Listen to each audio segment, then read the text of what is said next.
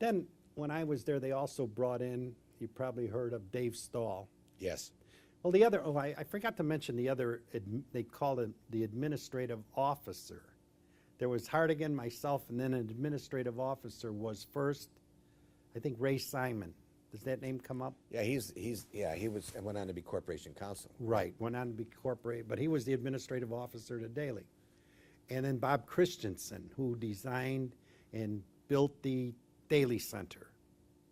Okay. Bob Christensen. That's I don't right. know if he's, I don't think he's gone. I think he might be gone. Yeah. And then Dick Curry was administrative officer and corporation counsel for a while. After Simon was. After Simon, right. Mm-hmm. Okay, now, we ought to, We're done? all right, what we'll do Okay. is take a stop. I wanted to ask you a little about the, when the mayor, when he was in office, he would try to broker major strikes, like the Teamster strike, and there was Milk truck drivers Truck union. Drivers Union. And that was somewhat unusual. I'd like to discuss that a little bit. Well, I recall being there when the milk truck drivers strike went on. And I remember Daley getting all the parties together, because I was working up there, ushering him in the office and bringing in food. He wouldn't let them out of the office until they settled the strike.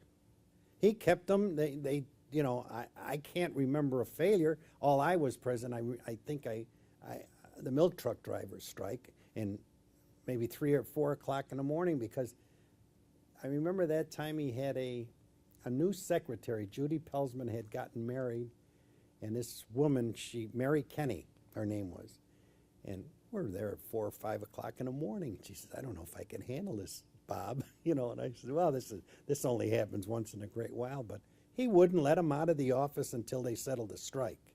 And what was his thinking for negotiating? Keeping them talking. But I mean, why did he care? I don't know. He just wanted to keep the city moving, you know. If there weren't no milk deliveries, you know, why would he care? That'd be it. And probably the schools weren't getting any milk. Same thing with they weren't getting milk, and I think he had a Teamsters problem too. There was a big Teamsters Big problem. Teamsters problem, and he had them guys in, but he'd walk from. We had him set up on the 5th floor in the conference room of his office, and he'd keep on going round and round and round, talking to them. Now you got a point here. Let's you know, develop this a little further. You know.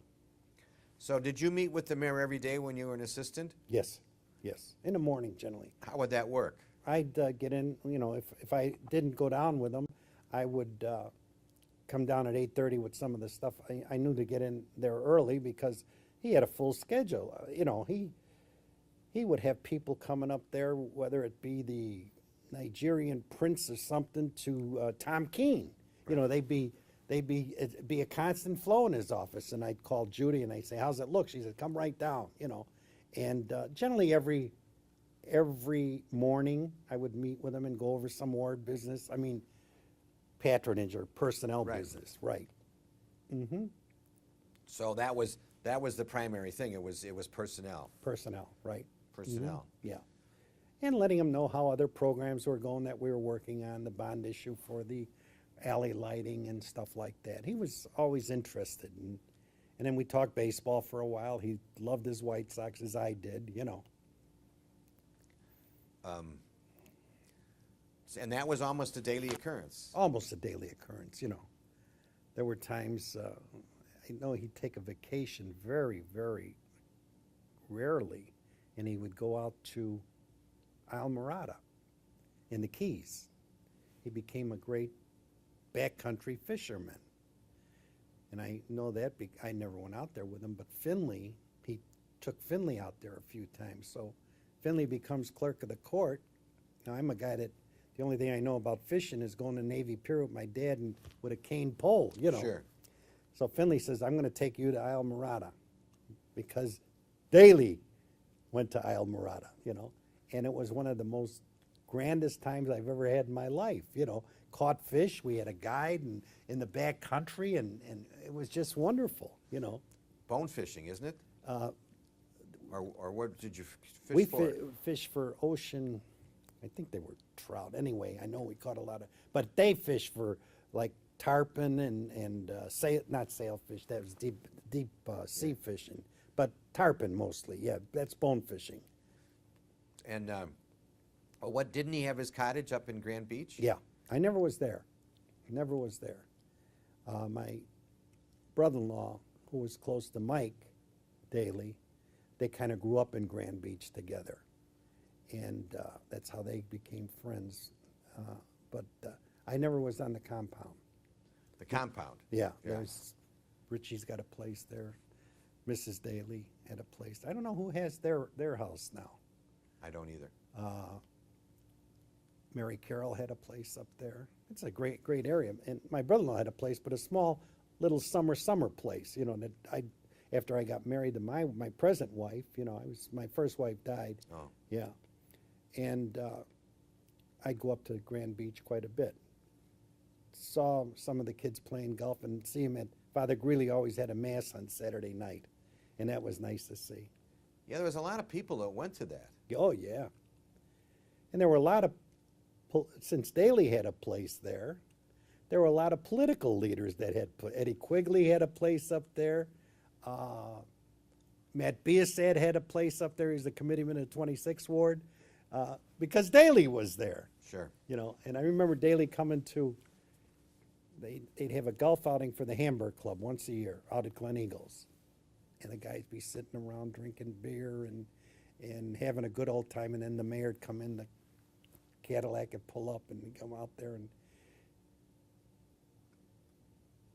Daley goes there. They were drinking mixed drinks all afternoon. Daley come in for a beer. They all switched the beer. Is that right? Yeah. They had a menu of some kind of a steak or a chicken or something like Right. that. But there was a chef up there that Daley knew from the neighborhood that used to make spare ribs and sauerkraut. So all of a sudden I see all these guys that wouldn't buy a spare rib to save their life, they're having spare ribs and sauerkraut because Daley did. That's funny. Yeah. That is funny. Yeah.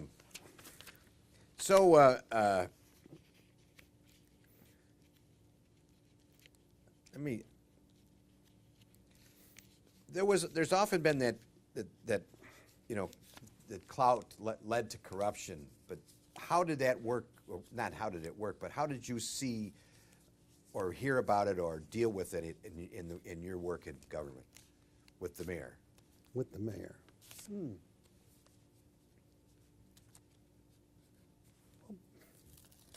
Back there and back then, I don't know. I don't think I can recall anything on that. I mean, not necessarily him, but people who worked for him who got caught in the web of it. Well, I know he'd have big disappointment. I'd like to recall someone that got convicted back then. Danaher was never convicted. Earl Bush? Earl Bush. Yeah, something with the signs at O'Hare Field. Because Earl Bush had been with him forever. Oh, he was a neighborhood news guy. Right. And he would say, well, it would hurt him inside, I suppose, but he'd always put on a bit of a good front for Earl Bush or someone like that. Earl Bush was, you're probably right, that's the only one I could think of that. Tom Keene. Tom Keene. That was, I think, after he died. Yeah, I think so. Yes, it was. I think so, yeah.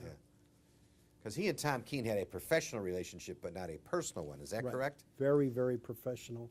I think Tom Keene was, Daley liked power. Tom Keene liked money. But a great leader in the council. Daley respected and admired him because he was a great council leader. You know, they'd meet before the council and they'd walk in the council together every council meeting, you know. But yeah, I think Tom was indicted after Daley passed away. So Daley seemed to have the ability to let people who could do things well do them. I mean, how did he do that when most people who lead almost totally, but he didn't. He delegated. Oh, he was a good delegate, but he kept on top of everything. And, you know, with these meetings in the morning, he'd ask, how you doing with Jimmy McDonough in that project out at the Skyway or stuff like that? He'd keep on top of it, you know. Because people talk about him knowing his budget, but I wonder where he found the time to know it. I mean, to read it. I would think that he did a lot of studying at home after his nightly trips to all the funeral homes, and he was a great reader of, you know, he was a voracious reader. He'd read everything. Nightly trips to the funeral parlors. Yeah. Explain this to me a little bit. Well, he'd go home, have dinner. He made sure he had dinner on most occasions with his family.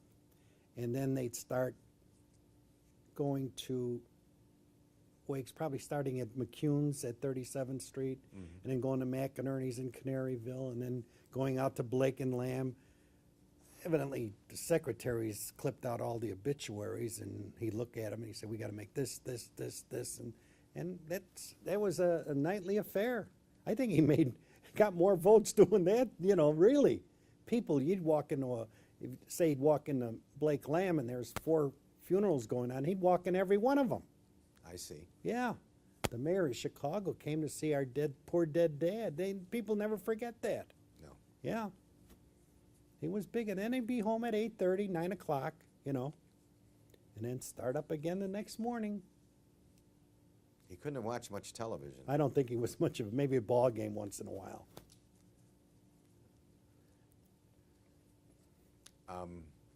Are there anything else as we draw this to a close that you'd like to discuss that I've missed?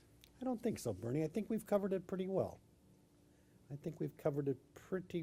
just, like I say, it was just such a great opportunity for me to work with him. And I wish it would have lasted longer, you know, but Yes. it didn't, you know. Well, thank you very much, Bob. I really appreciate I it. appreciate you contacting me, Bernie. It was very nice of you. And like I say, I anything about Richard J. that I know, you know, it was just all good, fond memories. Yes. Mm-hmm.